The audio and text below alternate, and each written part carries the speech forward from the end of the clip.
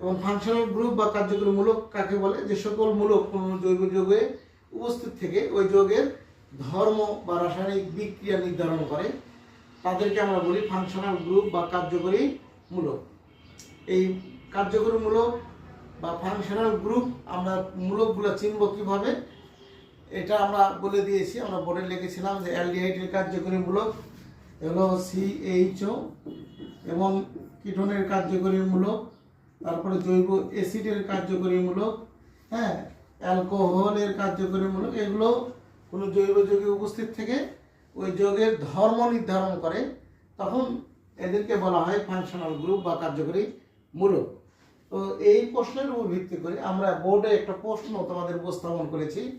প্রশ্নটা হলো 1 নম্বর প্রশ্নে যদি আমরা আসি, 1 নম্বর প্রশ্নে আমরা দেখব যে লেখা আছে নিচের কোনটি কার্যকরী মূলক সঠিক, নিচের কোনটি কার্যকরী মূলকটি সঠিক। তাহলে আমাদের দেওয়া আছে কিটোনের কার্যকরী মূলক, তারপরে এস্টারের কার্যকরী মূলক, জৈব অ্যাসিডের কার্যকরী মূলক এবং অ্যালকেন নাইট্রাইলের কার্যকরী মূলক। তাহলে আমাদের প্রশ্ন হলো কোনটি সঠিক, সেটা আমাদের অ্যান্সার করতে হবে। যারা আমাদের সাথে আজকের ক্লাসে যুক্ত আছো, হ্যাঁ, তারা অবশ্যই অ্যান্সারটা কমেন্টসের মাধ্যমে জানিয়ে দাও। বুঝতে না পারলে আমরা এই প্রশ্ন নিয়ে আমরা ব্যাখ্যা করব। আমরা নেক্সট প্রশ্ন তোমাদেরকে একটু বুঝিয়ে দিচ্ছি। নিম্নের কোনটি কার্বক্সিলিকের কার্যকরী মূলক? নিচের কোনটি কার্বক্সিলিক বা জৈব অ্যাসিডের কার্যকরী মূলক? তাহলে আমাদের দুইটা প্রশ্ন কার্যকরী মূলকের উপর বা ফাংশনাল গ্রুপের উপর আমাদের দেওয়া আছে। দুটা প্রশ্ন বহুবার আমাদের বিগত সালে তোমাদের অ্যাডমিশনে এসেছে।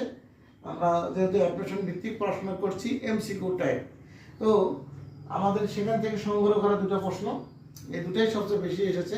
আমরা দুটাই বোর্ডে উপস্থাপন করছি তোমাদের প্র্যাকটিস করবার জন্য।